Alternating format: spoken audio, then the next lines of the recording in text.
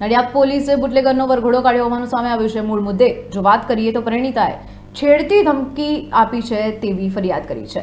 નડિયાદ પશ્ચિમ પોલીસે અટકાયત કરી આરોપીનો વરઘોડો કાઢ્યો હતો। દેવામાં ફસાયેલ પતિને જાનથી મારી નાખવાની ધમકી આપી પરિણીતાનો મોબાઈલ નંબર મેળવ્યા બાદ તેની જબરદસ્તીથી પરિણીતા સાથે સેલ્ફી લઈ તેને બ્લેકમેલ કરાઈ હતી।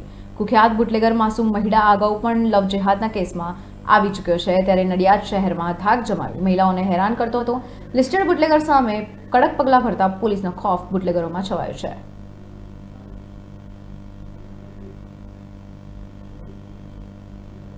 નડિયાદ જે યોગીરાજ અવધૂતની એક જે ધાર્મિક નગરી છે, માટે હું નડિયાદ વાસીઓને ખાલી એટલું જણાવવા માંગુ છું કે 2015-2016ની અંદર આ જ એક એવો વ્યક્તિ કે અતિ નિમ્ન કક્ષાની એની જે માનસિકતા જે છે, એની જે વિકૃત માનસિકતા જેને લઈને એને હિન્દુ છોકરીઓને ફસાવાઈ અને લવ જેહાદ જેવા આંતરરાષ્ટ્રીય ષડયંત્રનો ભોગ બનાવવા માટે જે એને કૃત્ય આચર્યું હતું, તો એની વિરુદ્ધમાં ઓલરેડી અહીંયા આગળ ગુના દાખલ થયેલા છે અને નામદાર કોર્ટમાં એક કેસ ચાલુ છે।